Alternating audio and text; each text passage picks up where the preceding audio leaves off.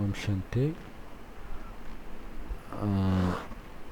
இந்த வீடியோவில் வந்து நிறைய பயங்கரமான கஷ்டம் வரவங்க தற்கொலை பண்ணிக்கிறாங்க இல்லையா? அந்த மாதிரி தற்கொலை பண்ணுறதுக்கு முக்கியமான காரணம் என்னென்னா, அந்த வலியிலேருந்து அவங்க தப்பிச்சிடலாம் அப்படின்னு நினச்சி அவங்க தற்கொலை பண்ணுறாங்க. ஆனால் உண்மையிலே அவங்க தப்பிக்கிறாங்களா? இன்னொரு விஷயம், ஜென்ரலாகவே மரணம் நடக்கும்போது என்ன நடக்குது?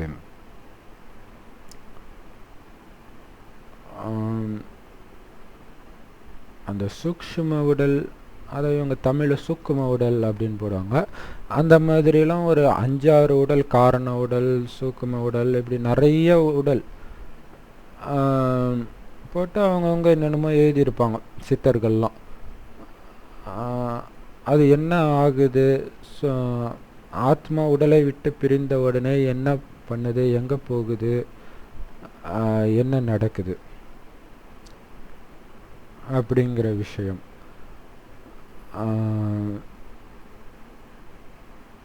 அடுத்தது, இந்த மரணத்தை முத்தமிட்டுட்டு வராங்க இல்லையா, சில அந்த கோமா பேஷண்ட்டு அவங்களாம் பார்த்திங்கன்னா திடீர்னு செத்துட்டாங்கன்னு ரிசல்ட் காட்டும்.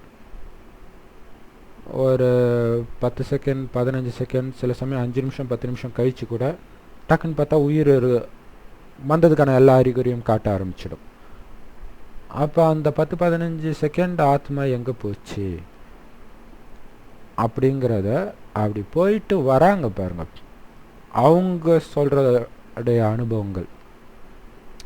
இதையெல்லாம் நம்ம வச்சு பார்க்கும்பொழுது மரணத்துக்கு பிறகு உண்மையிலே என்ன நிகழுது, முக்கியமாக அதை இந்த தருணத்தில் பிரம்மகுமாரிகள் மூலமாக இறைவன் சொல்கிற ஞானத்துக்கு அது முக்கியமான விஷயம் என்ன.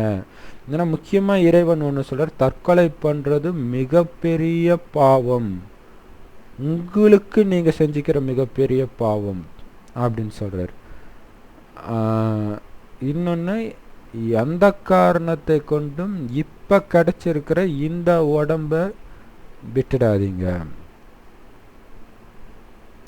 அப்படின்னு சொல்கிறார். அதுக்கு என்ன காரணம்?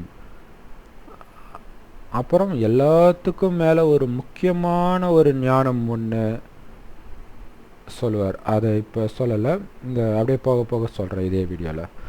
சரி, இப்போ அந்த நியர் டெத் எக்ஸ்பீரியன்ஸ், அதாவது மரண தருவாய்க்கு போயிட்டு வரவங்க, மரணம் தான் உண்மையிலே, ஆத்மா உடம்பு விட்டு வெளியே போயிடுச்சு, அப்புறம் எப்படியோ வந்துடுது ஒரு அதிசயமாக. அப்படி வரவங்க சொன்ன விஷயங்கள் என்ன அப்படின்னா,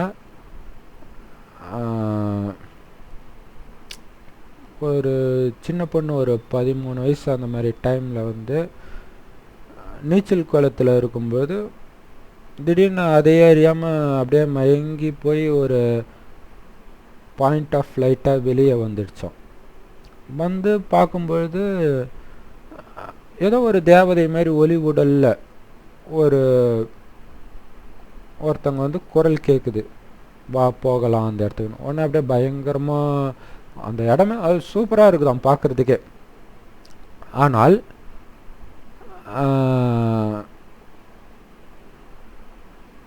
அங்கே போகும்போது ஃப்ரெண்ட்ஸு, அப்பா அம்மா இவங்களாம் ஞாபகம் வராங்களாம்.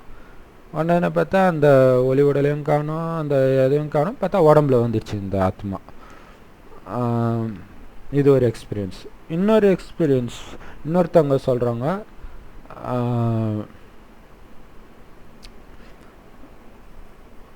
மரத்தில் இருந்து அது ஏதோ, இதெல்லாம் அமெரிக்கன்ஸ்க்கு நடந்தது இதெல்லாம். அது ஏதோ ஒரு ஃபங்க்ஷனில் இருக்குது, அது மரத்திலே ஏதோ என்னமோ ஒரு ஹவுஸ், ட்ரீ ஹவுஸோ ஏதோ சொல்கிறாங்க, அதுலேருந்து விழறான் ஒரு பையன். அப்போ விழும்போது திடீர்னு பார்த்தா சுற்றி இருட்டாக இருக்குது, அதாவது மரத்துலேருந்து கீழே விழுற டிஸ்டன்ஸ் தான், மரத்துலேருந்து விழறான், திடீர்னு சுற்றி இருட்டாயிடுச்சு. ஆனால் அவன் தேடுறான்னா என்ன, தரையை காணும், இன்னும் வரவே இல்லை, அப்படியே வந்துக்கிட்டே இருக்கிற மாதிரி இருக்குதான். திடீர்னு ஒரு தேவதை மாதிரி ஒரு ஒளி உடல் அப்படியே வெள்ளையாக ஒரு உடலில் வந்து ஒரு லேடி வாய்ஸ் கீழே பார்க்காத அப்படின்னு சொல்லிகிட்டே வருதான்.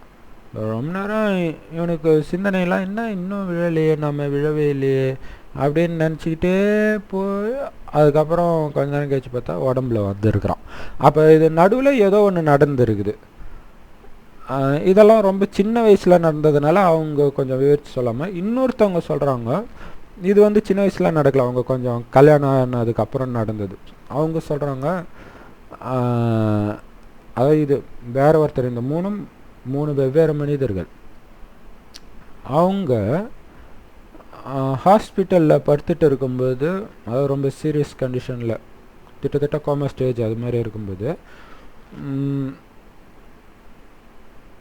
நான் ஒளியாக உடம்பு விட்டு வெளியே வந்து என் உடலையே நான் பார்த்தேன் அப்படின்றாங்க.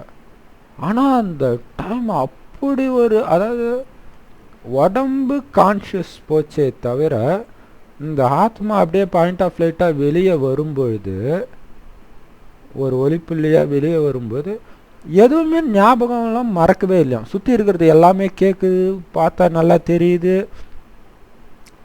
அப்போ ஒரு இன்னொரு ஏதோ ஒரு ஒலி மாதிரி வந்து குரல் கேட்குதான். ஏதோ ஒரு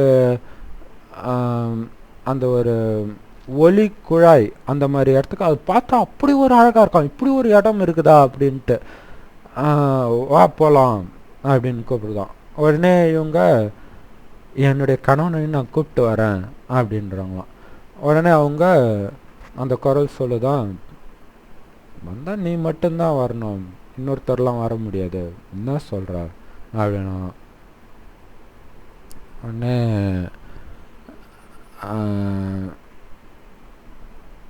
கணவன் அந்த ஞாபகம் வந்தோடனே அந்த இது மறைஞ்சு போச்சு, அந்த ஒளி மறைஞ்சு போச்சு. உடனே இது ஆத்மா அப்படியே போய்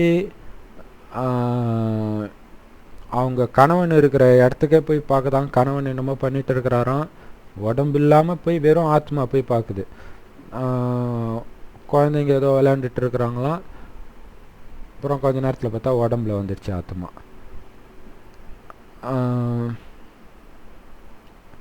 அவங்க இப்போ சொல்கிறாங்க.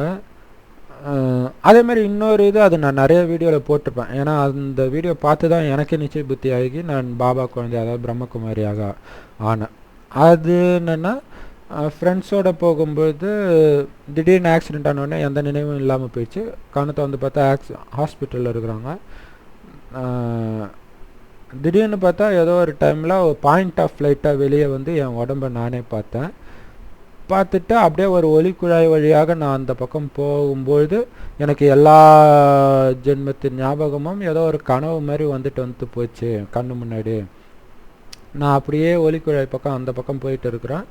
போய் பார்த்தா அந்த பக்கம் என்னுடைய சகோதர நட்சத்திரங்கள்லாம் பார்த்து நான் வீட்டுக்கு வந்துட்டேன்னு சந்தோஷமாக துள்ளி குதித்தேன் அப்படின்னு அவங்க சொல்கிறாங்க. ஸோ இந்த எல்லா விஷயங்கள் ஒரு பக்கம் வச்சுக்கோங்க. அடுத்தது இறைவன் ஒன்று சொல்கிறாரு. என்ன சொல்கிறாரு அப்படின்னா, முக்கியமாக ராஜயோகம் பிரம்மகுமாரிகள் மூலமாக அல்லாஹ் பரமபிதா சிவன் சொல்கிற அந்த ஒரே இறைவன் சொல்கிற விஷயம் என்ன அப்படின்னா, சரி அதுக்கு முன்னாடி ஒரு ஞானத்தையும் ஷார்ட்டாக சொல்லிட்டு சொன்னால் தான் அது உங்களுக்கு புரியும். என்ன அந்த ஞானம் அப்படின்னா,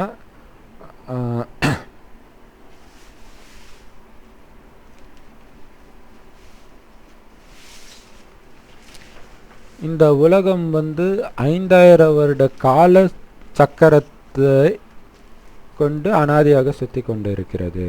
அதாவது 5000 வருடம்ன்றது ஒரு கல்பம். அதில் என்ன நடக்குதோ அதே தான் திரும்ப திரும்ப நடக்கும். அப்படின்னா இப்போ இந்த வீடியோ பார்க்குறீங்க அப்படின்னா இதே வீடியோவை 5000 வருடம் முன்னாடி இதே நொடி பார்த்தீங்க. ஒவ்வொரு கல்பத்திலும் இந்த நொடி இது தான் நடக்கும், எதுவுமே மாறாது. அந்த அளவுக்கு துல்லியமாக இருக்குது. அந்த 5000 இடத்தில் முதல் பாதி சொர்க்கமாகவும் அடுத்த பாதி நரகமாகவும் இதே பூமி இருக்குது.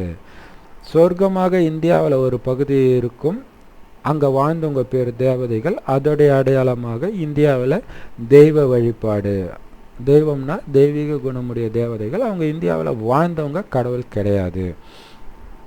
அவங்களே இங்கே அவங்களும் சரி மற்றவங்களும் சரி அடுத்த 2500 வருடம் வரும்போது என்ன ஆகிடுது, இதே பூமி நரகம் ஆகிடுது. காரணம் இங்கே உள்ளவங்களுக்கு தேக உணர்வே இருக்காது. தேவதைகளுக்கு இங்கே வரும்போது தான் சாதாரண மனிதர்கள் ஆயிடுறாங்க. அப்போ அவங்களுக்கு தேக உணர்வு இருக்கும்.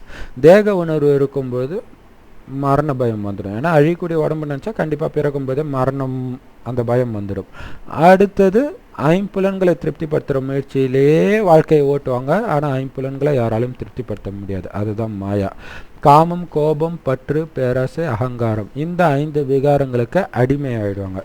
இது எல்லாம் எப்போ வருதுன்னா தேக உணர்வு வர்றதுனால. அப்போ கடைசி 100 வருடம் ஒவ்வொரு கல்பத்திலும் இறைவன் வரார்.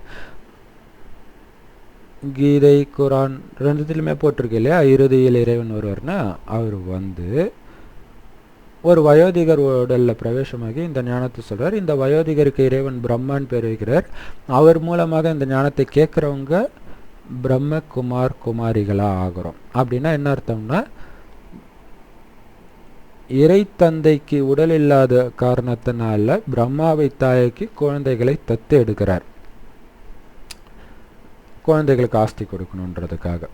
சரி, வந்து என்ன சொல்றாரு அப்படின்னா ஞானம் கொடுக்குறாரு, வேற ஒன்றும் இல்லை. அந்த ஞானம் என்னன்னா, நீங்க தான் தேவதைகளா இருந்தீங்க, தேவதைகளா இருக்கும் பொழுது உங்களை நீங்க அழியக்கூடிய உடம்புன்னு நினைக்கல, இந்த உடம்பை இயக்கக்கூடிய அழிவற்ற ஆத்மா அப்படின்னு விலகி இருந்தீங்க. உடம்புக்குள்ளதான் இருக்கும், ஆனா உடம்புக்கும் எனக்கும் எந்த சம்பந்தமும் இல்லைன்னு புத்தியினால தெளிவா விலகி இருந்தீங்க. எப்படி காருக்குள்ள டிரைவர் உட்கார்ந்துட்டு இருந்தாலும் கார்ல இருந்து நான் சுத்தமான விடுபட்டவன்ற உணர்வு டிரைவருக்கு இருக்குதோ அந்த மாதிரி விடுபட்டு இருந்தீங்க. அந்த நேரத்துல என்ன ஆச்சுன்னா, நீங்க எது நினைச்சாலும் நடந்தது. ஆனால் இங்க வரும்பொழுது அந்த ஞானத்தை தான் இப்போ கொடுத்து கொடுத்து உங்களுக்கு ஆத்ம உணர்வு உருவாக்குறாரு. அது ஆத்மான்றது இரு புருவ மத்தியில் நட்சத்திரம் மாதிரி ஜொலிச்சுட்டு இருக்க, வேற ஒன்றும் இல்லை, நம்ம உயிர் தான். அதோடைய அடையாளமாக தான் இந்தியாவில் மட்டும் அங்கே பொட்டு வைக்கிறோம். அப்போ அந்த ஆத்மா தான் நான் அப்படின்னு ஒரு வினாடி உங்களுக்குள்ளேயே சொல்லி சொல்லி ப்ராக்டிஸ் பண்ணி பண்ணி, நான் இந்த உடம்பு கிடையாது, ஒளியாக புருவ மத்தியில் இருக்கிறேன் அப்படின்ட்டு ஒவ்வொருத்தரையும் அதே மாதிரி புருவ மத்தியை தான் பார்க்கணும், நட்சத்திரம் இருக்கிற மாதிரி அப்படியே பார்த்து பார்த்து பார்த்து பழக்கப்படுத்திக்கணும். ஆனால் தேக உணர்வுனால அந்த காமம், கோபம், பற்று, பேராசை, அகங்காரம்லாம் அவ்வளோ சீக்கிரம் போயிடுமானா போகாது இல்லையா. ஏன்னா 2500 வருடம் இருந்திருக்குது. அதுதான் மாயா, ராவணன், சைத்தான், சாத்தான் எல்லாமே தேக உணர்வு தான். அதை போக்கணும் அப்படின்னா உங்களை ஆத்மா அப்படின்னு புரிஞ்சுக்கிட்டு ஆத்மாவின் தந்தை இறைவனை நினைக்கணும், அவ்வளோதான். அதுதான் இங்கே யோகமே. அப்படி அவரை நினைக்கிறது அப்படின்னா அவர் எப்படி இருப்பாருன்னு தெரியாது இல்லையா. இப்போ இறைவன் சொல்றாரு, சரீரத்துடைய தாய் தந்தை சரீரமாக இருக்கிற மாதிரி ஆத்மாவின் தந்தையும் ஆத்மாவாக தான் இருக்கிறார். நாம் புருவ மத்தியில் நட்சத்திரம் மாதிரி ஒளிப்புள்ளியாக ஜொலிச்சுட்டு இருக்கிற மாதிரி இருக்கிறோம். ஆனால் நம்ம அப்பா அல்லாஹ் பரமபிதா சிவன் சொல்கிற அந்த ஒரே இறைவன் பாருங்க, நாம் இந்த பூலோகத்தில் இருக்கிறோம், அவர் இங்கே இருக்கிறார் ஒளிப்புள்ளியா. மேலே உள்ள ஒளிப்புள்ளி தான் இறைவன், கீழே உள்ளதெல்லாம் நாம தான். இதுதான் நம்மளுடைய உண்மையான வீடு, பேர் பரந்தாமம், பரலோகம் எல்லாமே. பரலோக ராஜ்யம்ன்றாங்க இல்லையா, இங்கே ராஜ்யம்லாம் நடக்காது, ஏன்னா சொர்க்கம்லாம் இதுதான். இன்னொன்று சொல்ல மாதிரி தான், அந்த சொர்க்கத்தில் தேவதைகள், அது பேர் ஆதிசநாதன தேவி தேவதா தர்மம். அங்கே இந்து கிறிஸ்டின் முஸ்லீம் கிடையாது. நரகத்தில் தான் இந்து கிறிஸ்டின் முஸ்லீம்லாம் வருவாங்க. அவங்க அப்போ அந்த தேவதை தர்மத்தை சார்ந்த ஆத்மா இப்போ எங்கே இருக்கிறாங்கன்னா, இந்து கிறிஸ்டின் முஸ்லீம் எல்லாத்துலேயுமே கலந்து உள்ள அவங்கள பிறவி எடுத்திருப்பாங்க. இந்த ஞானத்தை கேட்டவொடனே தேவதை ஆத்மா மட்டும் தனியாக வந்துடும் பிரிஞ்சு. இதுதான் உண்மையான ஞானம், இதுதான் நம்ம அப்பான்ட்டு அடையாளம் கண்டுட்டு. மற்றவங்க அவங்க குரான் இல்லை நாங்கள் பரலோக ராஜ்யம், நீங்கள் பைபிள், ஒருத்தர் ஒரு கிறிஸ்தவ சொல்கிறோம், பைபிளை நல்லா படிங்க, ஹோலி ஸ்பிரிட் வந்து உங்களுக்கு நடத்துமா. ஹோலி ஸ்பிரிட்னா என்னன்னே அவருக்கு தெரியாது. அவர் கேட்டால் ஹோலி ஸ்பிரிட்டு தான் இயேசுன்னு சொல்லின்னு இருப்பார். இதுதான் சோல் இல்லையா, ஆத்மா. இதே தான் இந்த ஆத்மா அப்படியே டைரெக்டாக இங்கே பிரவேசமானா அது பரிசுத்த ஆத்மா. அப்படி ஒரு ஆத்மா தான் இயேசு உடம்புக்குள்ளே பிரவேசம் ஆச்சு. அது கடவுள்லாம் கிடையாது. ஏன்னா அது கடவுளாக இருந்தால் இறுதியில் பரமபிதா வருவார்னு தான் சொன்னார். அப்போ உள்ளே வந்து சொன்னது யார், வேற இல்லையா. ஸோ அந்த மாதிரி ஆத்மா தான் வள்ளலாருக்குள்ளே பூந்து பேசுனது, நபிக்குள்ளே பூந்து பேசுனது எல்லாமே. அதெல்லாம் கடவுள் கிடையாது, இங்கேருந்து வந்தது. அப்போ கடவுளை அனுப்புனாருன்னா கடவுள்லாம் அனுப்பல, அவருக்கு அந்த வேலையெல்லாம் கிடையாது. அவர் தான் கடைசியில் வர்றாரு. அவர் எதுக்கு இன்னொருத்தர் அனுப்பணும். அது நாடகம், நிச்சயிக்கப்பட்ட நாடகம், 5000 வருஷத்தில் நடந்தது. அது ஒரு அதிசயமான நாடகம், அவ்வளோதான். அதுக்கு நாம் காரணம் இதுதான் கரெக்டாக சொல்ல முடியாது, வேணால் கணிக்கலாம். அப்படி இல்லை அப்படின்னா அவங்களுக்கு கண்ட்ரோல் பண்ணுறதுக்கு யாரும் இல்லையே அப்படின்றதுனால. ஏன்னா தேவதைகள் இப்படி ஆத்மாவாக பார்க்கணும், ஆத்ம உணர்வில் இருக்கணும், தேக உணர்வை விடணுன்ற ஞானத்தை இப்போ இறைவன் கொடுக்குறாரு. இந்த ஆத்மா சமஸ்காரமாக இங்கே பதிவாயிடும். சமஸ்காரம்னா பதிவு தான், அது குணமாக. அடுத்த பிறவிக்கு ஆத்மா அந்த சமஸ்காரத்தை தான் எடுத்துகிட்டு போவோம்.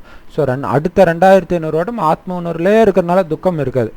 அடுத்தது கொஞ்சம் கொஞ்சமாக ஆத்ம உணர்வு குறையும் போது துக்கம் வரும்போது ஏதோ ஒன்று தேவைப்படுது இல்லையா, அப்போ தான் கோயில்கள், மதம், சர்ச்சு, வேதங்கள் எல்லாமே வருது.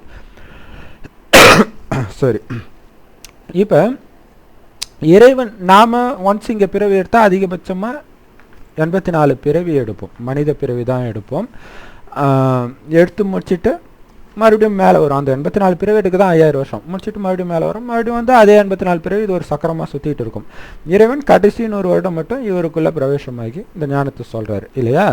இப்போ அவர் எப்படி நினைக்கிறதுன்னு நான் சொன்னேன் இல்லையா, நான் இங்கே நட்சத்திரமாக இருக்கிறேன், உடம்பு கிடையாது அப்படின்னு முடிவு பண்ணிவிட்டு, என் தந்தை செம்பொன் நிறமான இடத்துல, ஏன்னா இந்த இடம் செம்பொன் நிறமாக இருக்கும் இல்லையா, ஒரு ஆரஞ்சு கலர் லைட் போட்டால் அங்கே அந்த இடத்துல ஒரு நட்சத்திரம் மட்டும் முன்னா எப்படி இருக்கும், அப்படி மனக்கண்ணால் பார்க்கறது தான் யோகம். எந்த அளவுக்கு அவர் அப்படியே நினச்சிக்கிட்டே இருக்கிறீங்களோ அந்த அளவுக்கு உங்களுடைய தேக உணர்வு எல்லாம் எரிஞ்சிக்கிட்டே இருக்கும். தேக உணர்வு தான் பாவமே.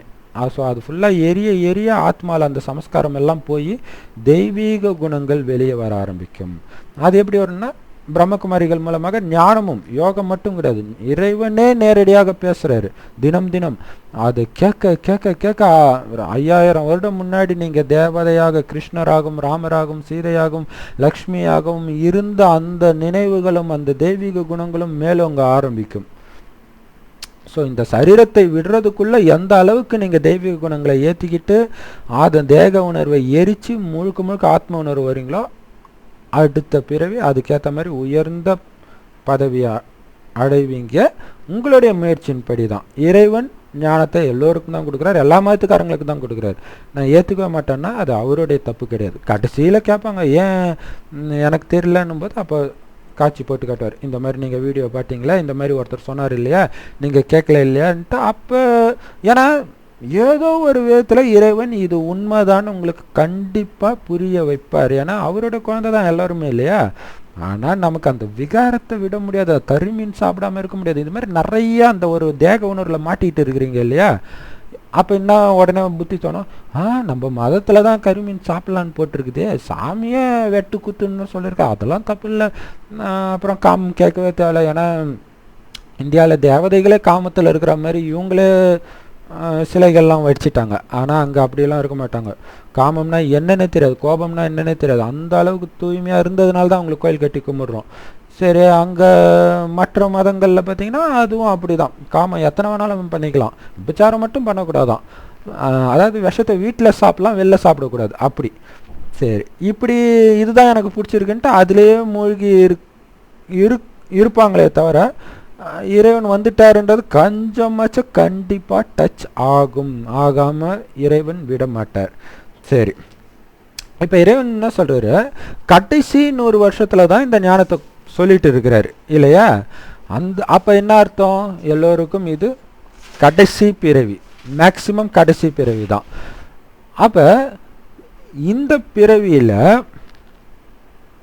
நீங்கள், ஏன்னா நரகத்துடைய உச்சத்தில் இருக்கிறீங்க, இந்த நேரம் நீங்கள் சரீரத்தை விடுறீங்க, தற்கொலை பண்ணுறீங்க அப்படின்னா என்ன ஆகும், மறுபடியும் இதே நரகத்தை. ஏன்னா நரகம் முடிஞ்சால் தான் சொர்க்கம் வரும். முடியறதுக்கு முன்னாடி நீங்கள் சரீரத்தை விட்டீங்க அப்படின்னா கண்டிப்பாக இங்கே தான் பிறப்பீங்க.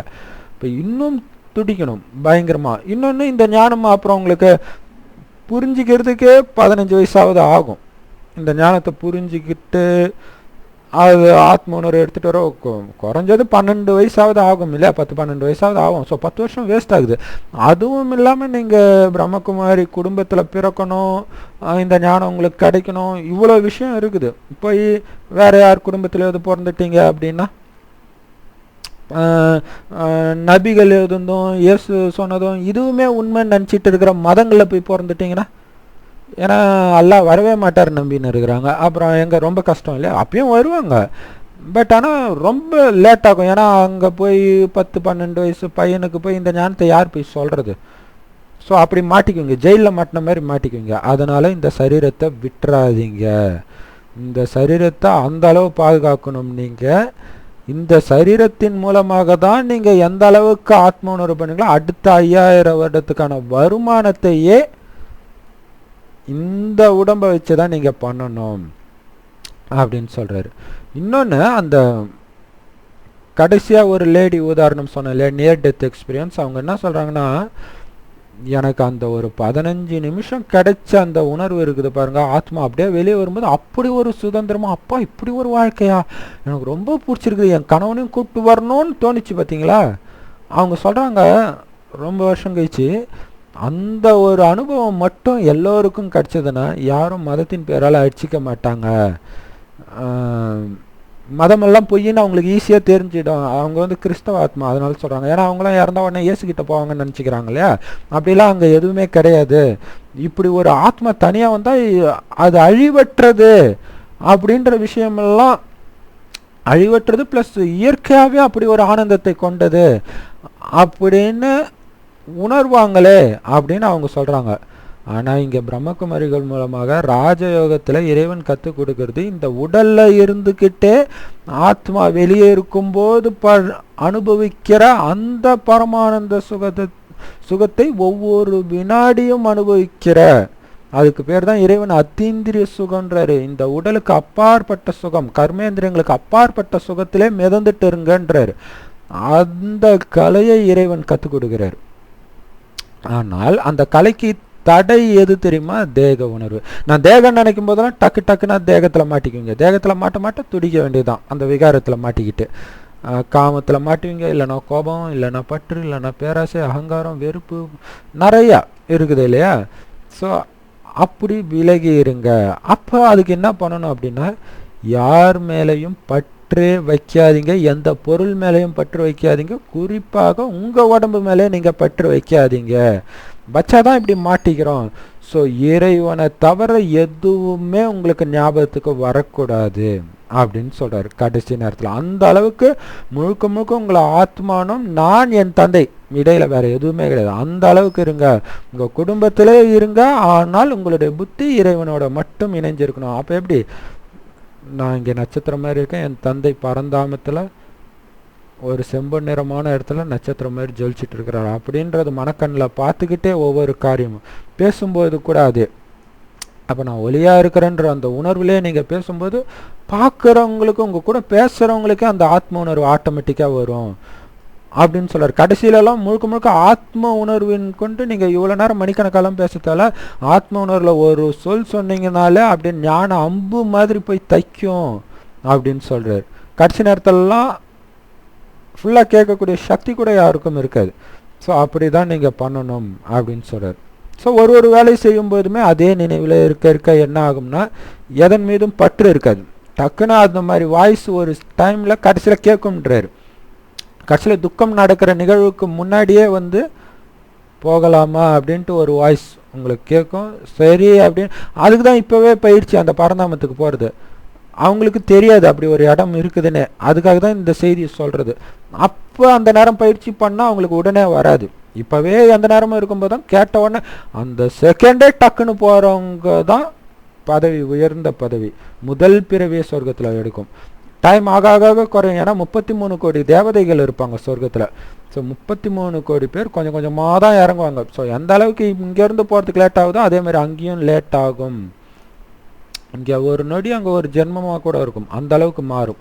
சரி, அப்போ அதுக்கு தான் பற்று வைக்காதீங்கன்றார். ஆனால் உங்களுக்கு புத்தி இறைவனை தவிர வேறு யார் மேலேயாவது இருந்துச்சு, புத்தி சிக்கிக்கிச்சு அப்படின்னா கண்டிப்பாக கடைசி நேரத்தில் ஞாபகம் வரும் அப்படிங்கிறார். அதுதான் இந்த 3-4 பேர் நியர் டெத் எக்ஸ்பீரியன்ஸில் சொன்னதில் நடந்தது. அவங்க ஒளிப்புள்ளியாக போகிறாங்க, ஏதோ சந்தோஷமாக இருக்குது, போகணுன்னு நினைக்கும் போது ஃப்ரெண்ட்ஸ் ஞாபகம் வராங்க, கணவர் ஞாபகம் வராங்க, உடனே மறுபடியும் உடம்புக்குள்ளே வந்துடுது. உடம்புக்குள்ளே வந்தாலே தண்டனை தான் கடைசியில் இல்லையா. இப்போவே அவங்க ஒரு நிமிஷம் சுகத்தை என்னால் தக்க வைக்க முடியலன்னு தான் சொல்கிறாங்க. ஆத்மா வெளியே விட்டு உடம்பை விட்டு வேற சுகம், அது அப்படிப்பட்ட சுகம். நாம் என்ன பண்ணிடுறோம், இதில் மாட்டிட்டு உடம்புல இருக்கிற சுகம், அதில் உடம்புல சுகம் உச்சம் காமம், அதுலேயே சிக்கிக்கிட்டு மாட்டிக்கிட்டு இருக்கிறோம். அப்போ அது மிகப்பெரிய தடையாக இருக்குது அதீந்திரிய சுகத்தை. ஏன்னா அதீந்திரிய சுகம் வெளியே வந்தால் தான் அனுபவிக்க முடியும். அதை இறைவன் மேலே நிச்சயம் வைத்து அந்த விகாரங்களை எல்லாம் வெல்லும்போது தான் அந்த சுகத்தை நீங்கள் அடைய முடியும். இப்போ சொல்கிறது அப்பா இப்படி ஒரு சுகம் இருக்குது அப்படின்னு தெரியும் போது தான், அது கடைசி நேரத்தில் தெரியும், அது சும்மா ஒரு வினாடி தான் தெரியும். அது ஆனால் டக்குன்னு மறுபடி வந்துடுவீங்க. ஏன்னா உங்களுடைய பற்று எல்லாம் கடந்த 84 பிறவி ஜென்மத்துடைய ஞாபகமும் வருன்றார் கடைசியில். அப்போ இப்போவே நான் ஒளி, எல்லாமே ஒளி தான், மற்றது எல்லாம் கர்ம கணக்கு தான், எதுலேயும் நான் மயங்க மாட்டேன்னு ஆடாமல் அசையாமல் இருந்தால் மட்டும்தான் கடைசியில் நீங்கள் ஜெயிக்க முடியும். சரி, அப்புறம் இந்த 5 உடல்ன்றாங்களே இறைவன் சொல்கிறார், அப்படியெல்லாம் இறைவன் சொல்ல, இவனுங்க சித்தர்கள் எழுதின வேலை. அது இப்போ எடுக்கிற ஞானம் பண்ணுறது, அந்த சமஸ்காரத்தில் இருக்கிறது வெளியே வரும்போது கொஞ்சம் உண்மையும் நிறைய பொய்யும் வரும். ஸோ கற்பனையெல்லாம் சேர்த்து 1:10 எழுதி விட்டாங்க. உண்மையிலே இறைவன் கொடுக்குற ஞானத்தில் ஆத்மா இந்த உடம்பு ஸ்தூல உடம்பு, கண்ணால் பார்க்கக்கூடிய தொடக்கூடிய உடம்பு, இது இல்லாமல் சூக்ஷ்ம உடல்னு இருக்குது. அது ஒரு ஒளி உடலாக வெளியே வரும் மரணத்தின் போது. அப்போ அந்த ஆத்மா சூக்ஷ்ம உடலோட வெளியே வருது. அதுதான் உடம்பு கிடைக்காத பட்சத்தில், இந்த தற்கொலை அந்த மாதிரி டைம்லலாம் சூக்ஷ்ம உடலோடய சுற்றிக்கிட்டு இருக்கும், உடம்பு கிடைக்காது. மற்றபடி ஜென்ரலாக என்ன ஆகுனா, சரீரம் விட்டு அடுத்த செகண்டே ஒரு தாயின் கர்ப்பத்தில் பிரவேசம் ஆகிடும், பிறவி கரைச்சிடும். அப்போ அது எப்படின்னா, தாய் அப்போ தான் கர்ப்பம் ஆகுறாங்களான்னா அப்படி கிடையாது. அந்த உடம்பு வந்து 3 மாதத்துலேருந்து 4 மாதம் வரையும் தாயின் கர்ப்பத்தில் அந்த உடம்பு ரெடி ஆனதுக்கப்புறம் தான் ஆத்மாவே போய் பிரவேசம் ஆகும்.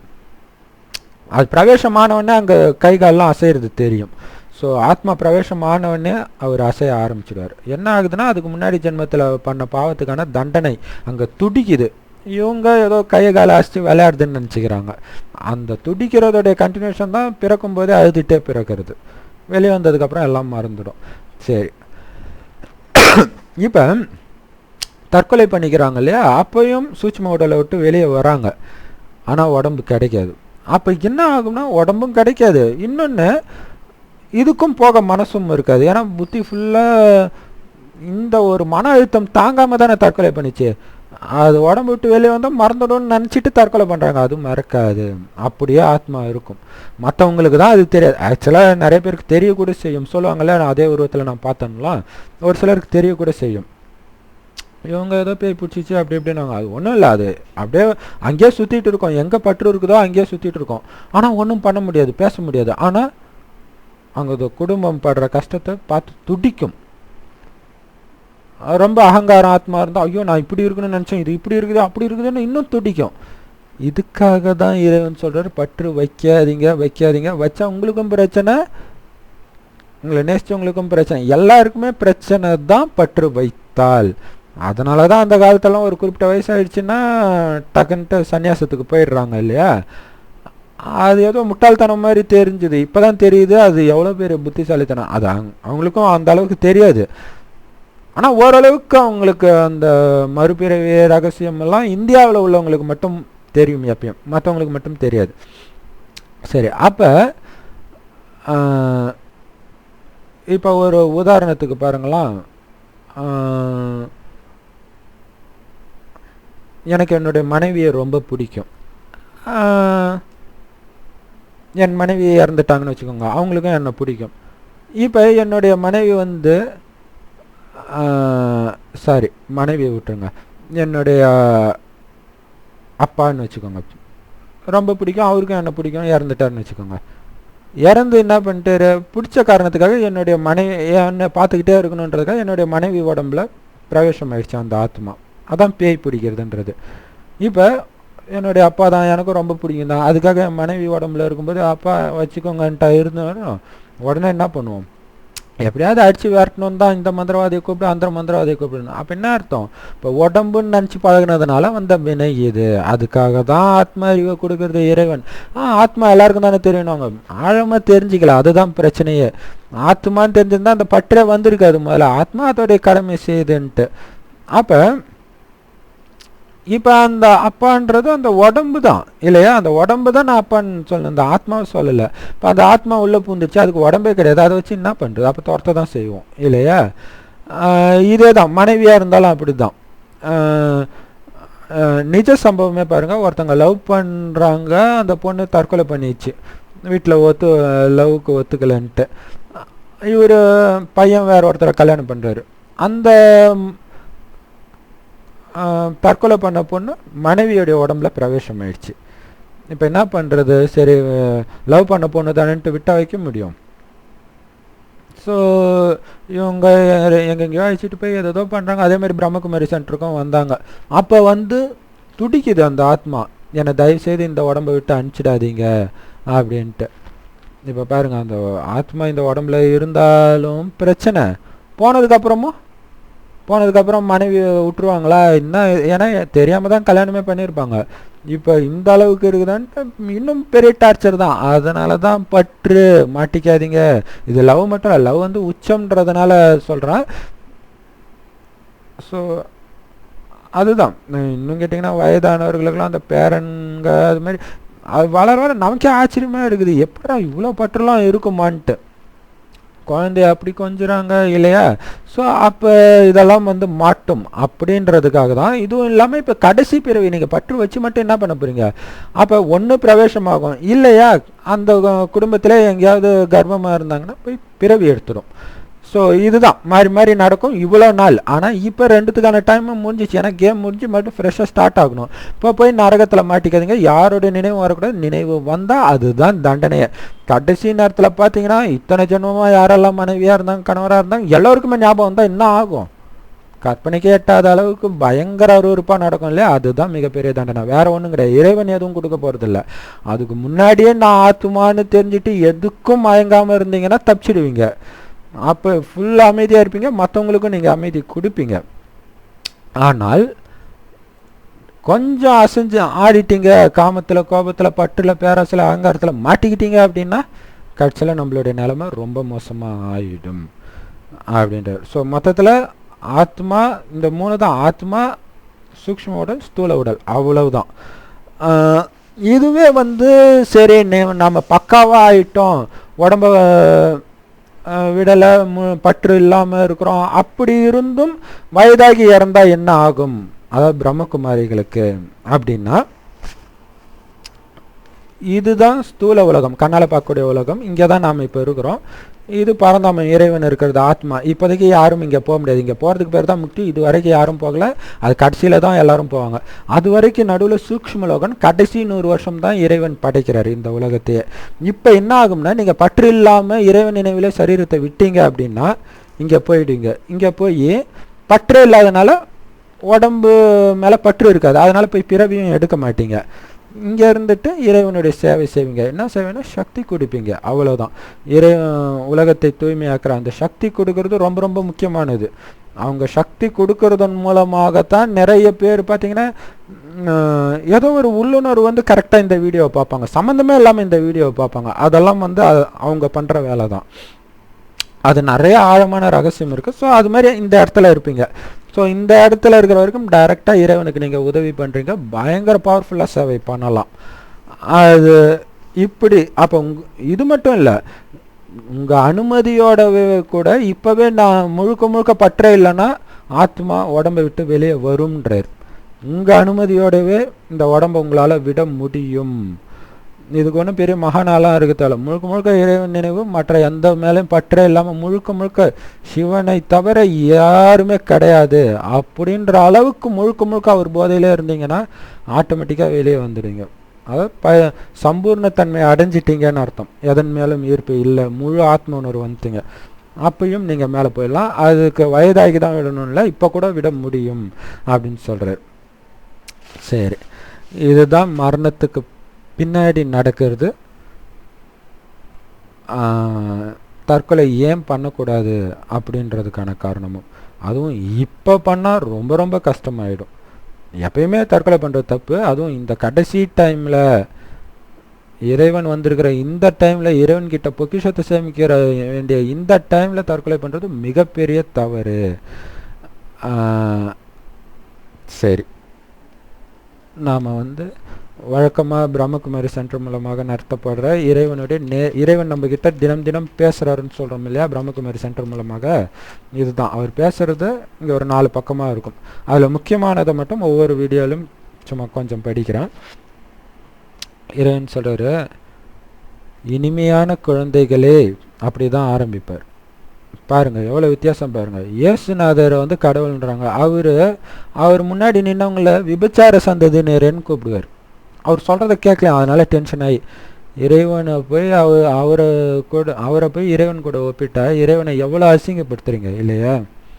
சரி, என்னென்னா இறைவனே இவனை வெட்ட சொன்னார், அவனை குத்த சொன்னார், அல்லா நீங்கள் எங்களை மட்டும் காப்பாற்றுங்க, அல்லா எதிராளி எங்களை ஜெயிக்க வைங்க, இல்லாட்டினா உங்களை கும்புறதுக்கு யாருமே இல்லாமல் போயிடுவாங்கன்ட்டு முகமது நபி சொல்கிறாராம். இறைவனுக்கு இதாக வேலை, அவர் என்ன பாலிட்டிக்ஸாக பண்ணுறாரு, இவங்க எனக்கு பிடிச்சவங்க அவங்க எனக்கு பிடிக்காதவங்கன்ட்டு. இறைவன் ஞானம் சொல்கிறாரு, கேட்குறவங்க அவங்களே அவங்களுக்கு சுகம் நிறைந்த வாழ்க்கையை உருவாக்கிக்கிறாங்க. இறைவன் உருவாக்கி தரல, உருவாக்குறதுக்கான ஞானத்தை கொடுக்குறாரு. இப்போ அவ்வளோதான். ஸோ எல்லாத்துலேயும் இறைவனை எந்த அளவுக்கு நிந்தனை பண்ண முடியுமோ அந்த அளவுக்கு நிந்தனை பண்ணிட்டாங்க. சரி, இனிமையான குழந்தைகளே, நீங்கள் மனுஷன்லேருந்து தேவதையாகக்கூடிய கல்வியை கற்றுக்கணும், மற்றவங்களுக்கு சொல்லியும் கொடுக்கணும். அனைவருக்கும் சுகதாமம், அதாவது சொர்க்கத்துக்கு போகிற வழியும் சாந்திதாமம், அதான் பரந்தாமம், முக்தி. சொர்க்கத்துக்கு வந்து தேவதை ஆத்மா தான் வருவாங்க, மற்றவங்களாம் முக்தி, எல்லாருமே மேலே போய் தான் ஆகணும். அங்கே போகிறதுக்கான வழியை சொல்லணும் அப்படின்னு சொல்கிறார். சரி, சதோ பிரதான முயற்சியாளர்களுடைய அடையாளம் என்ன? சதோ பிரதானம் உயர்வான, தமோனா ரொம்ப கீழான.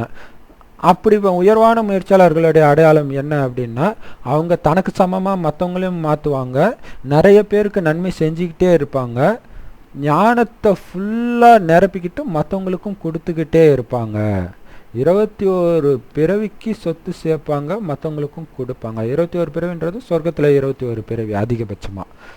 சரி, அடுத்தது சுகமோ சுகம் நிறைந்த உலகம் சொர்க்கம், இது துக்கமே துக்கம் நிறைஞ்ச உலகம். இங்கே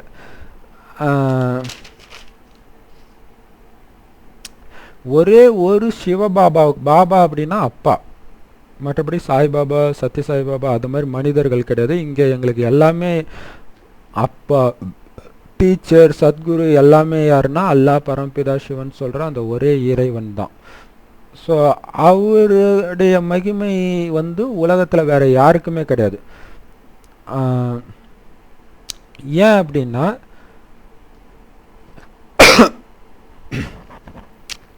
சிவனுக்கு வர வேண்டிய மகிமையெல்லாம் தேவதைகளுக்கு கொடுத்துட்டாங்க, கிருஷ்ணருக்கு கொடுத்துட்டாங்க. இதுதான் உண்மையான கீதை. சிவன் இப்போ சொல்லிக்கிட்டு இருக்கிறாரு. ஆனால் அங்கே பகவத்கீதை வியாசர் எழுதும்போது என்ன பண்ணுறாரு, கிருஷ்ணர் வந்து சொன்ன மாதிரி ஆயிட்டார். இந்த ஞானத்தை கேட்டு தான் கிருஷ்ணரே பிறவி எடுக்கிறாரு ஞானத்தின் மூலமாக. ஆனால் மனிதர்கள் அப்படி மாற்றி எழுதிட்டாங்க. இங்கே இப்படி அங்கே இறைவனுக்கு கொடுக்க வேண்டிய மகிமையை சிவனுக்கு இயேசுவுக்கு கொடுத்துட்டாங்க. இன்னொரு இடத்துல அல்லான்னு பேரை சொன்னாங்க, ஆனால் நபி சொன்னதெல்லாம் அல்லாஹ் சொன்னார்னு சொல்லிட்டாங்க. ஸோ இந்த மாதிரி நிறைய விஷயங்கள் இருக்குது. இறைவன் சொல்கிற பக்தி மார்க்கத்துக்கும் பெருமை இருக்குது. மீராவுக்குன்ட்டு ஒரு புகழ் இருக்குது, நாரதருக்கு புகழ் இருக்குது. ஸோ ஒன்னொன்றுத்துக்கும் மாலை இருக்குது. பக்தியிலையும் ஃபேமஸானவங்க இருக்கிறாங்க. ஆனால் இப்போ நடக்கிறது ஞானம், பிரம்மகுமாரிகள் மூலமாக கிடைக்கிறது பக்தி கிடையாது, ஞானம். மற்றபடி மனிதர்கள் உருவாக்கிய மதங்களும் தெய்வ வழிபாட்டு முறைகளும் அனைத்தும் பக்தி தான். அது குரானாக இருந்தாலும் சரி, கீதையாக இருந்தாலும் சரி, பைபிளாக இருந்தாலும் சரி, இறைவன் நேரடியாக கொடுக்கறது மட்டும்தான் ஞானம். அப்போ இறைவன் சொல்கிறாரு, சிவபாபா கிட்டேருந்து நேரடியாக நீங்கள் புரிஞ்சுக்கிறீங்க, எதிரில் உட்காருனீங்கன்னா உங்களுக்கு மெய் சிலிர்க்கணும். ஏன்னா உலகமே தேடிக்கிட்டு இருக்கிறவர் இன்னைக்கு உங்களுக்கு கிளாஸ் எடுத்துக்கிட்டு இருக்கிறார் இல்லையா? அப்போ அது எவ்வளோ பெரிய விஷயம் பாருங்க. யாருக்கு பக்தர்கள் யாரோட மகிமையை செய்கிறாங்களோ அவருக்கு முன்னாடி நீங்கள் உட்காந்துட்டு இருக்கீங்கன்னா உங்களுக்கு எவ்வளவு குஷி இருக்கணும்னு கேட்குறாரு. இது சாதாரண விஷயம் கிடையாது இல்லையா? இறைவன் வந்து நேரடியாக இந்த ஞானத்தை சொல்கிறாரு அப்படின்னா, அப்போ 100% துர்பாக்கியசாலியிலிருந்து 100% சௌபாக்கியசாலியாக நாம் மாறுறோம் அப்படின்னு சொல்கிறாங்க. ஆனால் இந்த காமம்ன்ற வாலிலிருந்து உங்களை நீங்கள் பாதுகாப்பாக வச்சுக்கணும். இப்போ ஞானத்துடைய ஆயுதங்களை இறைவன் உங்களுக்கு கொடுக்குறாரு. ஆனால் அங்கே தேவதைகளுக்கு அவங்க எதை கொடுத்துட்டாங்க? ஸ்தூல ஆயுதங்கள், கத்தி, கடப்பார, திரிசூலம் அப்படி காட்டிட்டாங்க. இந்த ஞானம்ன்ற அலங்காரத்தை தான் நமக்கு இப்போ பண்ணுறாரு. இதை தான் அங்கே தேவதைகளுக்கு கத்தி கடப்பாருன்னு கேட்டாங்க. உள்ளுக்குள்ளே இருக்கிற விகாரங்களை அழிக்கிறதுக்காக ஞான ஆயுதத்தை கொடுக்கறதா அங்கே அரக்கனை காலு கீழே வச்சு காளி குத்துற மாதிரி காட்டுறாங்க. காளி மட்டும் இல்லை, எல்லா தேவதைகளும் காலு கீழையும் அந்த அரக்கன் காட்டுறது வந்து நமக்குள்ளே இருக்கிற இந்த காமம், கோபம், பற்று, பேராசை, அகங்காரன்ற தேக உணர்வுனால வந்த அசுர குணங்கள் அப்படிங்கிற அரக்கன் தான். சரி, தினம் தினம் சிவபாபா கொடுக்குற இந்த பாயிண்ட்டு நல்ல நல்ல கருத்துக்களை குறிப்பு எடுத்துக்கணும். சிவபாபா கிட்ட இருந்து நீங்கள் பிராமணனாகி சொத்து அடையிறீங்க. பிராமணன் உயர்ந்த ஜென்மம் அப்படின்றது கர்ப்பத்தில் பிறகுற அந்த பிராமின் ஜாதியை சொல்லலை, குமாரிகளுக்கு தான் பிராமணன் உண்மையான பேர். அதாவது பிராமணன்னா பிரம்மா வாய் வழியாக பிறந்தவர்கள், பிரம்மா வாய் வழியாக சிவனுடைய ஞானத்தை கேட்டு ஆன்மீக ஜென்மம் எடுக்கிறவங்க அப்படின்னு அர்த்தம். சரி, இறைவன் சொல்றாரு 84 பிறவி இந்த சக்கரத்தில் நம்ம சுத்துறோம் இல்லையா, அதில் முதல் பாதி நாம தேவதையா இருக்கிறோம், அடுத்த பாதி மனிதர்களாக இருக்கிறோம். இது வரவே மாட்டேங்குது.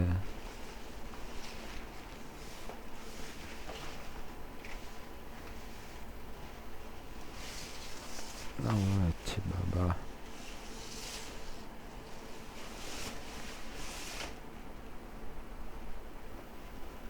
சரி, ஒரு ஏணிப்படி ஒரு அற்புதமான ஞானம் இருக்குது, அதை இப்படி தான் காட்டணும் போல இருக்கு இனிமேட்டு.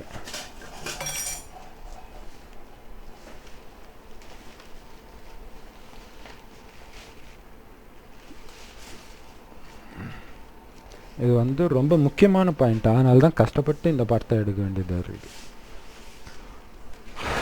பாருங்க, அந்த சக்கரமாக காட்டணும் இல்லையா, பாதி சொர்க்கம் பாதி நரகம், அதே இங்கே படிக்கட்டாக காட்டுறாங்க.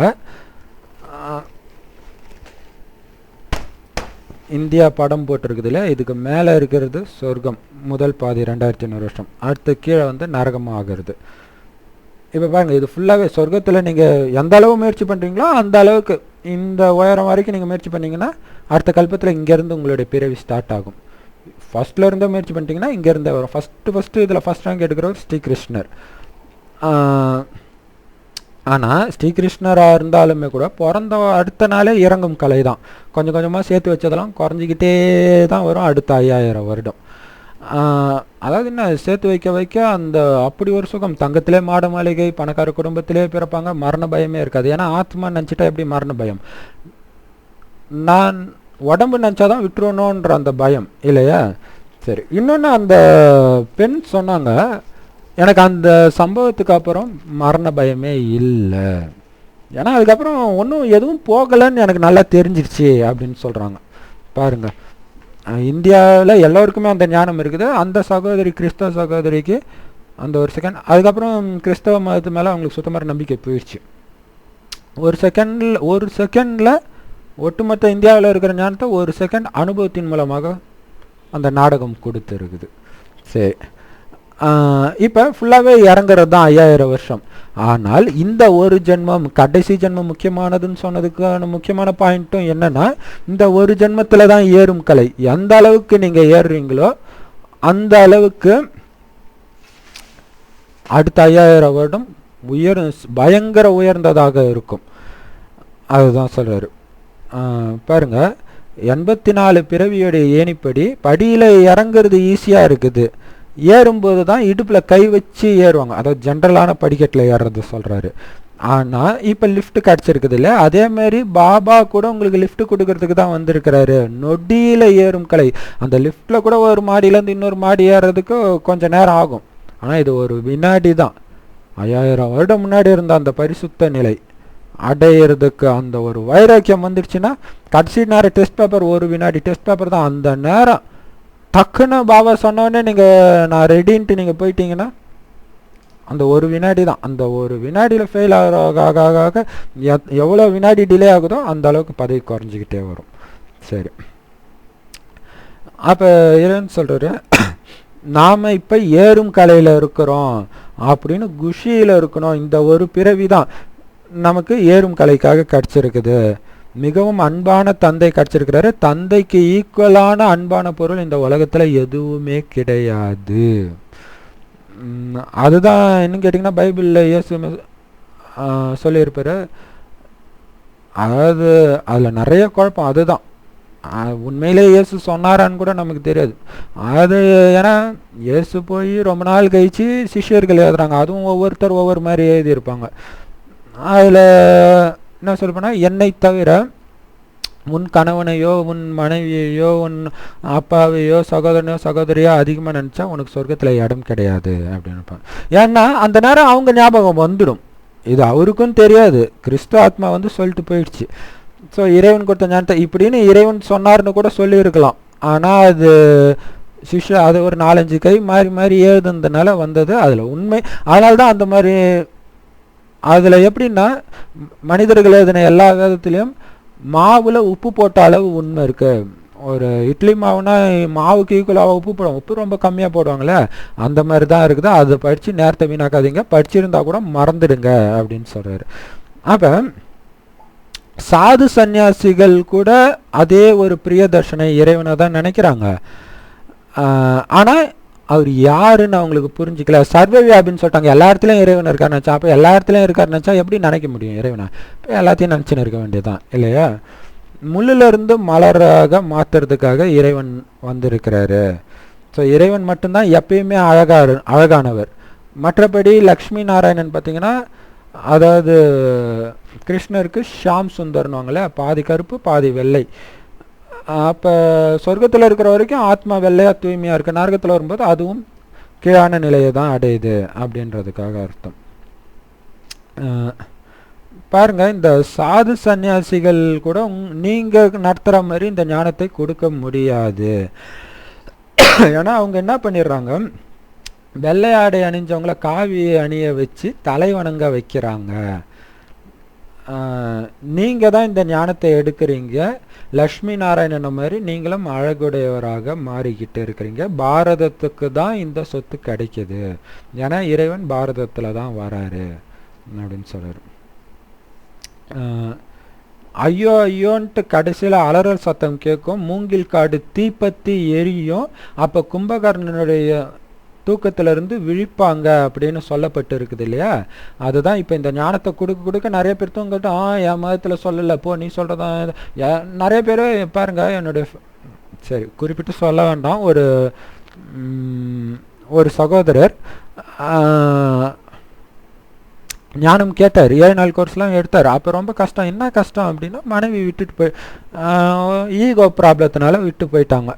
அப்போ போனார், கேட்கணுன்னு இருந்துச்சு, ஏதோ வந்துச்சு. அப்புறம் மனைவி வந்தாங்க. இப்போ என்ன பண்ணுவார், இல்லை நிறைய பேர் தான் சொல்கிறாங்க, இது மட்டும் இறைவன் சொல்கிறார், நான் எப்படி நம்புறது? அவருக்கு நம்பிக்கை இருந்ததுனால தான் போனார். இப்போ விகாரம் பண்ணுற வேலை, விகாரத்தை விட முடியாதனால இப்படி மாற்றி சொல்லிக்கிறது. அப்போ அதான் சொல்கிறாரு கடைசியில். அப்போ கும்பகர்ண தூக்கத்திலேருந்து அப்போ கடைசியில் தான் அலறிட்டு ஏந்திரிப்பாங்க. அந்த ஐயோ சத்ததுக்கு அப்புறம் வெற்றி முழக்கம், அதாவது சொர்க்க ராஜ்யம் ஆரம்பம் ஆகும். ரெண்டுத்துக்கும் இடையில இப்போ இருக்கிறது சங்கம யுகம். தமோ பிரதானத்திலிருந்து சதோ பிரதானமாக ஆகிறதுக்கான யுகம் அப்படின்னு சொல்கிறார். பாபா சொல்கிறாரு, யாராவது கையெடுத்து கும்பிட்டாங்கன்னா அது பக்தி மார்க்கம். சிவனுக்கு கையாக இருக்குது, வெறும் ஒளி புள்ளியாக தான் இருக்கிறாரு இல்லையா? அதனால் கும்பிட வேண்டிய அவசியமெல்லாம் கிடையாது. இருந்தாலும் ஒரு ஃபார்மல், ஏன்னா பிரம்மா உடலில் தான் அவர் வராரு. இது என்னுடைய உடம்பே கிடையாது, கடனாக பெற்ற உடல் தான் அப்படின்னு சொல்கிறார். இப்போ நாம் விஷக்கடலில் மூழ்கி இருக்கிற நம்மளை பார்க்கடலுக்கு அழைச்சிட்டு போகிறதுக்காக இறைவன் வந்திருக்கிறாரு. மனிதர்கள் அமைதிக்காக எவ்வளோ தலையை உடைச்சிக்கிறாங்க. ஆனால் அமைதியை இறைவன் தான் கொடுக்க முடியும் அப்படின்ற விஷயம் அவங்களுக்கு தெரியலை.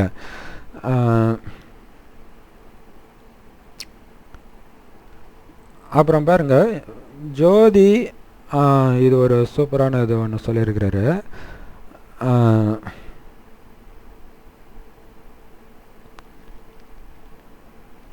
கல்யாணத்தில் இது எந்த இடத்துல இப்படி நடைபெறுதுன்னு தெரியல. கல்யாண பெண்ணுடைய தலையில் அந்த விளக்கு வைப்பாங்களாம். கணவன் தலையில் வைக்க மாட்டாங்க. ஏன்னா அவங்க என்ன நினச்சிக்கிறாங்கன்னா கணவனே கடவுள் அப்படின்னு நினச்சிக்கிறாங்க. அப்போ கடவுள் வந்து கடவுளுடைய ஜோதி எப்பயும் எரிஞ்சிட்டு தான் இருக்குது. அதாவது பரமாத்மா ஆத்மாவா எப்பயும் ஆத்ம உணர்வில் தான் இருக்கிறார். நாம தான் தேக உணர்வில் இருக்கிறோம். இறைவன் வந்து நம்மளுடைய ஆத்ம உணர்வை ஏற்றி வைக்கிறாருன்றதோடைய இப்போ நடக்கிற சங்கமயுகத்தில் நடக்கிறதோடைய நினைவாகத்தான் அந்த கல்யாணத்தில் அந்த மாதிரி விளக்கு ஒளி ஏற்றுற பழக்கம் வந்திருக்குது அப்படின்னு இறைவன் சொல்கிறாரு. உங்களுடைய இந்த படிப்பு எதிர்காலத்துக்காக. இப்போ இங்கே நிறைய துக்கம் இருக்குது. பின்னாடி நீங்கள் உங்களுடைய தர்மம் ஆதிசநாதன தேவி தேவதை தர்மம் சொர்க்கத்தில் அளவற்ற சுகம் கொடுக்கக்கூடியது. இந்த படிப்பு எதிர்கால புது உலகத்துக்காக. மற்ற படிப்புகள் எல்லாமே இந்த உலகத்துக்காக தான். கீதையில் கூட உண்மையில் ராஜயோகம் கற்பிக்கப்பட்டு இருக்குது. கடைசியில் போர் ஏற்படுது, எதுவுமே இல்லை அப்படின்ட்டு காட்டிடுறாங்க. இப்போ நான் உங்களை இந்த படிப்பின் மூலமாக தேவி தேவதையாக மாற்றிக்கிட்டு இருக்கிறேன். இங்கே பாருங்க, பல விதமான துக்கங்களை கொடுக்கக்கூடிய மனுஷங்க தான் இருக்கிறாங்க. காம விகாரத்துக்காக எவ்வளோ துக்கம் கொடுத்துட்டு இருக்கிறாங்க. இப்போ தந்தை ஞானக்கடல் நம்ம படிக்க வச்சுட்டு இருக்கிறாரு அப்படிங்கிற குஷி உங்களுக்கு இருக்கணும். பாருங்க, இந்த பருதா போட்டால் காமத்தை வென்றலான்ற மாதிரி நினச்சிட்டு, அதாவது காமத்தை வெல்றதுக்காக அவங்க போடலை, அவங்களுடைய அந்த பெண்களை காப்பாற்றிக்கணுன்றதுக்காக தான் போடுறாங்க. ஆனால் அந்த மாதிரி ஒரு பயங்கரமாக இருக்கிற நாட்டில் தான் விபச்சாரம் தலைவிரிச்சு ஆடுது இல்லையா? அப்போ என்னன்னா, இறைவன் கொடுக்குற இந்த ஆத்ம உணர்வின் மூலமாக மட்டும்தான் காமத்தை வெல்ல முடியும். மற்றபடி பருதா போடுறது, ஏன்னா ஒன்ஸ் நீங்கள் அந்த விஷத்தை சாப்பிட்ற அந்த ருசியிலே இருந்தீங்கன்னா கண்டிப்பாக அப்படி தான் பண்ணுவீங்க. அது விஷம் அப்படின்னு தெரிஞ்சிட்டு விலகி வந்தால் மட்டும்தான் உலகம் சொர்க்கமாகும். அது மனிதர்களால் மாற்ற முடியாது. அதனால் இறைவன் உலகத்தை முடிச்சுட்டு சொர்க்கத்துக்கு தகுதியானவர்களை சொர்க்கத்தை உருவாக்கிட்டு அதுக்கப்புறம் இங்கே பிறக்க வைப்பார். ஞானக்கடல் தந்தை நம்மளை படிக்க வச்சுட்டு இருக்கிறாருன்ற குஷி உங்களுக்கு எப்பவும் இருக்கணும். அரை கல்பமாக நீங்கள் எல்லாம் பிரியதர்ஷனாகிய சிவனை நினைச்சிங்க. இப்போ இறைவன் சொல்றார், நான் வந்துட்டேன், என்னுடைய வழிப்படி நீங்கள் வாங்க, உங்களை ஆத்மானு புரிஞ்சுக்கிட்டு தந்தையாகிய என்னையும் ஆத்மா ஒளிப்புள்ளியாக நினைவு செய்யுங்க, வேற யாருமே கிடையாது அப்படின்ற அளவுக்கு உங்களுடைய நினைவு இருக்கணும். ஏன்னா என்ன நினைக்காம உங்களுடைய பாவம் எரியாது. மற்றபடி இயேசு சிலுவையில் அறையிறதன் மூலமாகவோ ஆடு கெடாவை வெட்டுறதன் மூலமாகவோ எந்த பாவமும் எரியாது. ஒவ்வொரு விஷயத்திலையும் அப்பா கிட்ட ஆலோசனை கேட்டுக்கிட்டே இருங்க.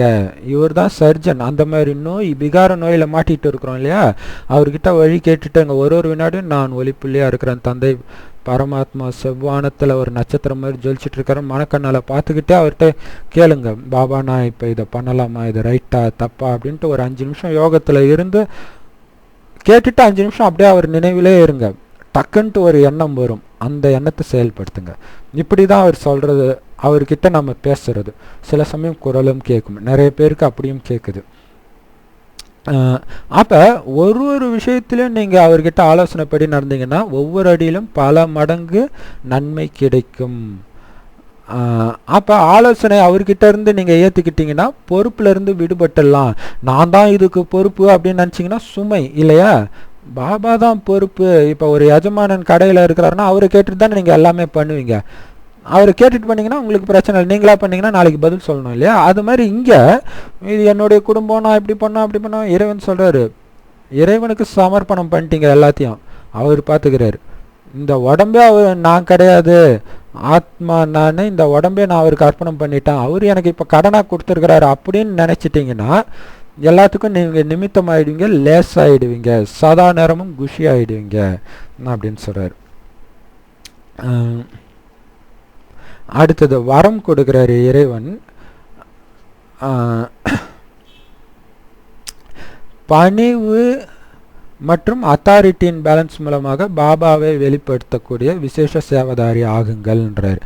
என்னன்னா, நீங்கள் இறைவனை பற்றி அறிமுகம் கொடுக்கும்போது உங்களுடைய வார்த்தையில் பணிவும் இருக்கணும், அதே நேரத்தில் பேசுறது சத்தியம், சிவனுடைய ஞானத்தை பேச. பாருங்க, ஒருத்தர் விவாதம் பண்ணலாம் வரலாம் வாங்க அப்படின்ட்டு ஒரு இஸ்லாமிய சகோதரர் சொல்றாரு. அவர் எதை வச்சு விவாதம் பண்ண போறாரு? குரானை வச்சு.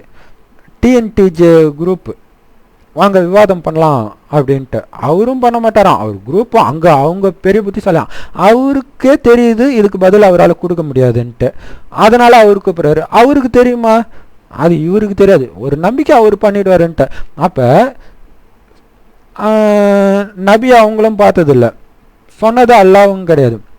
இப்போ ஒரு பொய்யான புத்தகத்தை வைத்து அது மட்டும் இல்லை, எல்லா மதமுமே மனிதர்கள் உருவாக்குற வேத புஸ்தகங்கள் தான். இறைவன் வந்தெல்லாம் கொடுக்கல. இறைவன் கடைசியில் தான் வராரு. அப்போ பொய்யை பிடிச்சிக்கிட்டு அவங்க அவ்வளோ ஸ்ட்ராங்காக இருக்கிறாங்கன்னா, சத்தியம் அப்படின்னா இறைவன் மட்டும்தான். God is truth. சத்தியம் சிவம் சுந்தரம்ட்டு இந்தியாவில் அழகாக அவருக்கு சொல்கிறாங்க. சத்தியமானவர் அவர் மட்டும்தான். அப்போ சத்தியமானவர் கையை பிடிச்சிட்டு இருக்கும்போது உங்களுக்கு என்ன தயக்கம் அப்படின்னு கேட்குறாரு இல்லையா? அப்போ சத்தியத்தன்மையும் இருக்கும், அதே டைமில் பணிவும் இருக்கணும், மரியாதையும் கொடுக்கணும். ஸோ இந்த பேலன்ஸோட நீங்கள் அறிமுகத்தை கொடுத்தீங்கன்னா அதிசயம் நிகழும். அவங்களுக்கும் அம்பு தைக்கும், பாபா குழந்தையாக மாறுவாங்க. அதனால் இதில் அன்பும் இருக்கணும், பணிவும் இருக்கணும், இனிமையும் இருந்து மகான் தன்மையும் சத்தியமும் இருக்கணும். அப்போ தான் இறைவன் தான் இந்த ஞானத்தை கொடுக்குறாருன்ற வெளிப்பாடு நிகழும் அப்படின்னு சொல்கிறாரு. அதனால் நீங்கள் பேசிக்கிட்டே இருக்கும்போது இடையிடையில் இறைவன் பேசுகிறாருன்ற அனுபவத்தை செய்ய வையுங்க. அந்த ஆத்மா பரமாத்மான்ட்டு அந்த ஒரு நினைவு, அந்த ஒரு யோகத்தை ஒரு செகண்ட் செஞ்சு இந்த இடத்துல துடிச்சதுன்னா டக்குன்னு தெரிஞ்சிடும். என்ன ஆகுதுன்னா, நீங்கள் அவரை நினைக்கும் போது அவரும் உங்களை நினைக்கிறாரு. சிவன் உங்களை நினைக்கும் போது இந்த இடம் துடிக்குது. அப்போ தெரியுது இங்கே ஆத்மா இருக்குதுன்ட்டு, அங்கேருந்து சக்தி வருதுன்ட்டு இல்லையா? அப்போ இந்த சொரூபத்தில் நீங்கள் சேவை செஞ்சீங்கன்னா தான் விசேஷ சேவாதாரி அப்படின்னு சொல்கிறார். சரி, அப்புறம் இந்த மாதிரி சேவை செய்யும்போது ஏதோ ஒரு சாதனம் இல்லைன்னா கூட உங்களுடைய சாதனை தடைப்படக்கூடாது அப்படின்னு சொல்கிறார். சாதனை அப்படின்னா யோகம் பண்ணுறதும் வச்சுக்கலாம், அல்லது இறைவனுடைய அறிமுகத்தை கொடுக்கறதும். சார் இந்த ஒரு வசதி இருந்தால் தான் இறைவனுடைய இதை நான் கொடுப்பேன், இறைவனுடைய சேவை செய்வேன் அப்படின்னு இருக்கக்கூடாது. இறைவனுடைய சேவை செய்வேன் அது முடிவு பண்ணிடணும். சாதனம் இருந்தால் என்ன, இல்லாட்டினா என்ன அப்படின்னு சொல்கிறது. சரி, வழக்கமாக யோகமும் சேர்த்து சொல்லுவோம் இல்லையா? இதில் என்ன பண்ண போகிறோம்னா, கடைசி நேரத்தில் சக்தி கொடுக்குற யோகம் சொன்னோம் இல்லையா? ஏற்கனவே ஒரு வீடியோவில் இறைவன் கிட்டேருந்து சக்தி எடுக்கிறது எப்படின்ட்டு. இப்பயும் அதுவும் பண்ணலாம். பண்ணிவிட்டு சூக்ஷ்ம உடல், ஒளி உடலாக அந்த சூக்ஷ்ம லோகம் சொன்னோம் இல்லையா, பரந்தாமம், அங்கே இருந்துக்கிட்டு சக்தி கொடுக்கறது எப்படி அப்படின்ட்டு பாருங்க. இது பூமி, கண்ணுக்கு தெரிஞ்ச உலகத்தில் தான் நாம் இருக்கிறோம், ஸ்தூல உலகம். மேலே செம்பொன் நிறமான உலகம் இருக்குதா, நம்ம அப்பா சிவன் அல்லா பரமபிதா அப்படின்னு சொல்கிற ஒரே இறைவன் இருக்கிற இடம். நம்மளுடைய வீடும் அதுதான், நாமளும் அங்கே தான் போக போகிறோம். ரெண்டுத்துக்கும் நடுவில் சூட்சும லோகம் இப்போ நமக்காகவே கிரியேட் பண்ணி வச்சிருக்கிறார் கடைசி 100 வருஷம். அங்கே சூட்சும உடல், ஒளி உடலோட போய் ஒரு வெள்ளை தியான நிலையில் அப்படியே உட்காந்துட்டு அதே உடல் அப்படியே மேலே போகிற மாதிரி நினச்சிக்கோங்க. மனசால நினைக்கிறதா நினச்சிட்டா அங்கேயும் உங்களுக்கு ஆத்மா இருக்கும், நட்சத்திரம் மாதிரி நான் ஜொலிச்சிட்டு இருக்கிறேன் அப்படின்ட்டு. மேலே இறைவன் பரந்தாமத்தில் செம்பொன் நிறமான இடத்துல இருந்து உங்களுக்கு சக்தியை கொடுக்குறாரு. பாருங்க, எப்படி ஒரு ஃபோட்டோ இருந்தால் நல்லாயிருக்கும். சரி, தலைக்கு மேலே செம்பொன் நிறமான ஒரு உலகம் இருக்குதுன்னு வச்சுங்களா, அங்கேருந்து ஒரு நட்சத்திரத்துலேருந்து உங்கள் தலைக்கு மேலே ஒளி அடிக்குது இல்லையா? ஏதாவது ஃபோட்டோ இருக்கா பார்ப்போம்.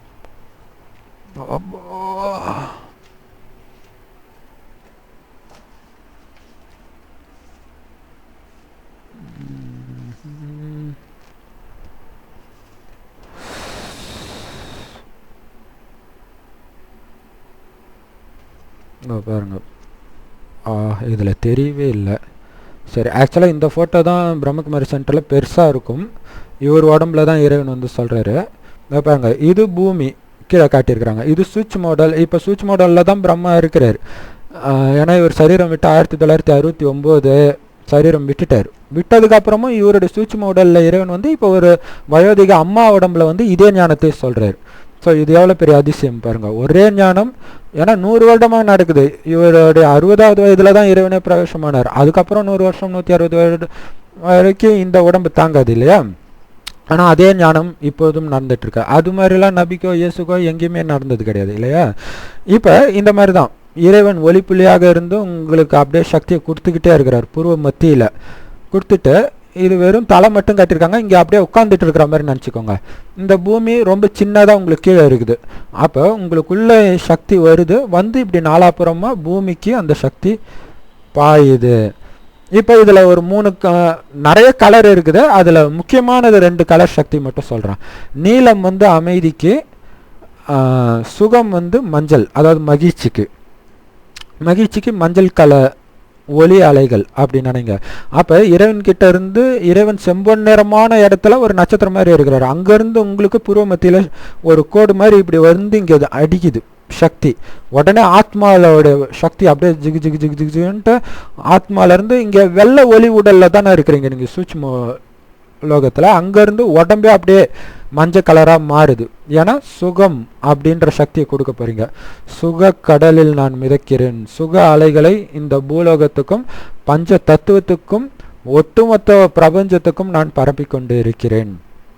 அப்படியே கொஞ்ச நேரம், அப்புறம் கொஞ்ச நேரம் நான் என்னுடைய சொரூபத்தை அமைதி சொரூபமாக மாற்றுறேன்.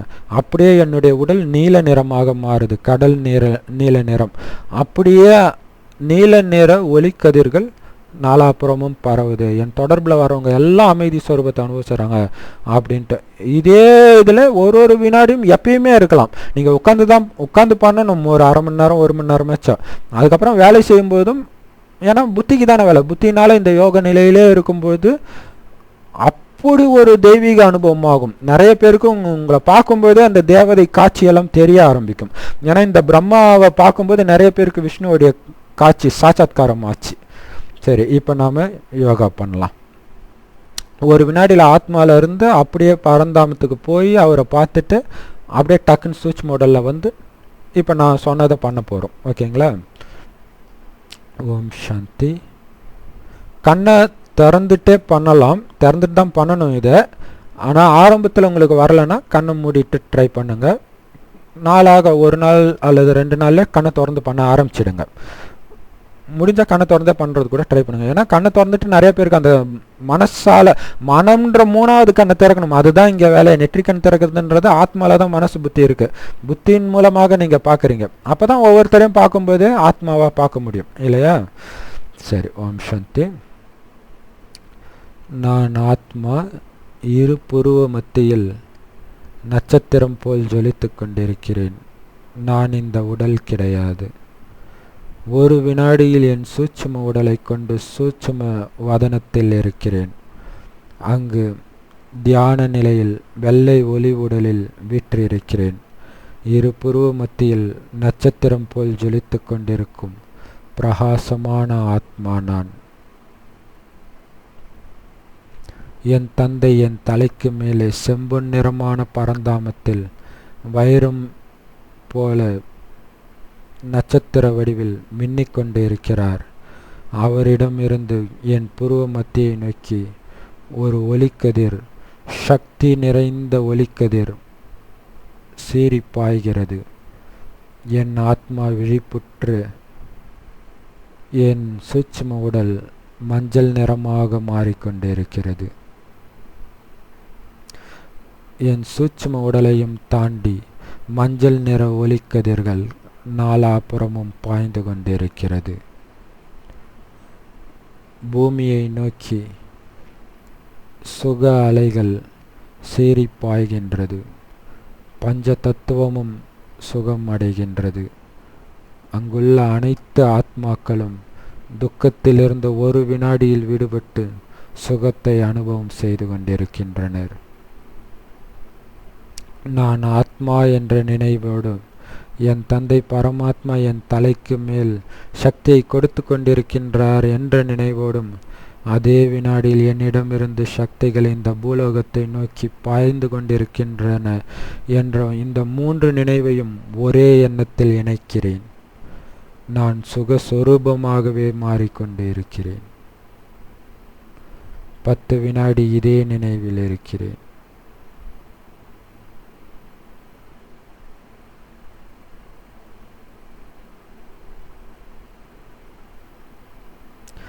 நான் என் சொரூபத்தை அமைதி சொரூபமாக மாற்றுகிறேன்.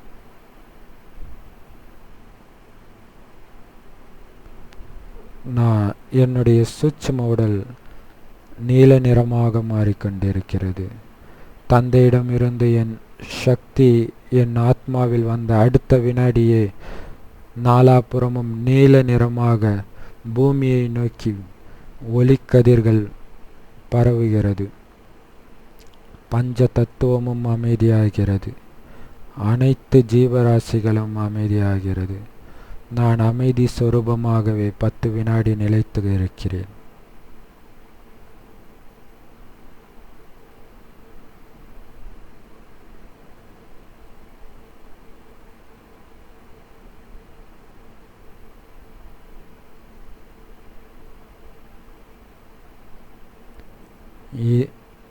இந்த சூட்சும சொரூபமாகிய ஃபரிஸ்தா சொரூபத்திலேயே என்னுடைய அன்றாட வேலைகளையும் நான் செய்து கொண்டே இருக்கிறேன். ஆனால் நான் இந்த உலகத்தின் சேவாதாரி. இந்த உலகத்திற்கு சுகத்தையும் அமைதியும் கொடுப்பதற்காகவே இப்பொழுது பிரம்மகுமாரியாக பிராமண ஜன்மம் எடுத்திருக்கிறேன். இந்த சக்தியை கொடுக்கும் ஒவ்வொரு வினாடியும் என்னுடைய அடுத்த 5000 வருட பொக்கிஷத்தை வருமானத்தை சேமித்து கொண்டிருக்கிறேன் என்ற நினைவில் ஒவ்வொரு வினாடியையும் சேமிப்பு கணக்கில் சேர்த்து கொண்டே இருக்கிறேன். மற்ற அனைத்து உலகியல் குடும்பத்தின் சம்பந்தப்பட்ட வேலைகள் அனைத்துக்கும் நான் வெறும் நிமித்தமாக மாத்திரமே இருக்கிறேன். ஓம் சாந்தி. இந்த சூட்சும சரீரத்தில் இருக்கிறதுக்கு பேர் வந்து ஃபரிஸ்தா அப்படின்னு சொல்லுவோம். சரி, இதே இதிலே இருக்கிறதுக்கான முயற்சி பண்ணுங்க. பின்னாடி சிவபாபா ஃபோட்டோ இருக்கு இல்லையா, ஒளிப்புள்ளையே, அதை பார்த்து யோகா பண்ணுங்க. யோகா கமெண்ட்ரி இல்லாட்டினா நட்சத்திரத்தை பார்த்து கூட நீங்கள் பண்ணலாம். நட்சத்திரம் எதிர்த்து அங்கே நட்சத்திரத்தை நம்ம அப்பாவாக பார்க்கணும். சிவனா அவர்கிட்ட இருந்து அல்லாஹ்கிட்ட இருந்து எனக்கு சக்தி வருது, பூர்வமத்தியில் சக்தி ஏறுது, அதை அப்படியே உங்கள் முன்னாடி ஒரு உலக உருண்டை இருக்கிற மாதிரி அப்படியே அந்த சக்தி இங்கேருந்து இறைவன்கிட்டேருந்து சக்தி வந்து இப்படி போகுது. அப்படியே சுக அலைகள், அமைதி அலைகள்ன்ட்டு இப்படி மாற்றி மாற்றி மஞ்சள் கலர் நீல கலர் மாற்றி மாற்றி கொடுத்துக்கிட்டே இருங்க. சரி, ஓம் சாந்தி. பிரம்மகுமாரி சென்டர் போய் கேளுங்க. இது சும்மா ஒரு அறிமுகம் தான், நேரடியாக முழு ஞானம். இந்த வாணியம் ஃபுல்லாக படிக்கும்போது ரொம்ப சூப்பராக இருக்கும். அதுக்கு brahmakumaris.comன்ற வெப்சைட்டில் இந்தியாவில் உள்ள சென்டரோட அட்ரஸ் இருக்கும். brahmakumaris.orgன்ற வெப்சைட்டில் வெளிநாட்டில் இருக்கிற பிரம்மகுமாரி சென்டர் அட்ரஸ் இருக்கும். போகவே முடியாத ஒரு சூழ்நிலையில் இருக்கிறீங்க, பக்கத்தில் இல்லவே இல்லை அப்படின்னா omshanti.com, அந்த OMSHANTI கிடையாது, TI.com. ஸோ omshanti.com அந்த வெப்சைட் நீங்கள் போனீங்கன்னா டெய்லி முரளிஸ்னு லெஃப்ட் எண்டில் இருக்கும். அந்த டெய்லி முரளிஸ் கிளிக் பண்ணிங்க அப்படின்னா எல்லா லாங்குவேஜ்லேயும் இதுதான் முரளி நாங்கள் படித்தோம் இல்லையா, முரளி, வாணி, கீதை எது வேணாலும் சொல்லலாம், ஞானம். ஸோ அது உங்கள் லாங்குவேஜில் நீங்கள் படிக்கலாம். இந்த வீடியோஸை நீங்கள் கண்டினியூஸாக பார்க்கும்போது உங்களுக்கு தெரியும். அப்படி புரியாட்டினா கூட கேளுங்க, சொல்கிறோம். சரி, ஓம் சாந்தி.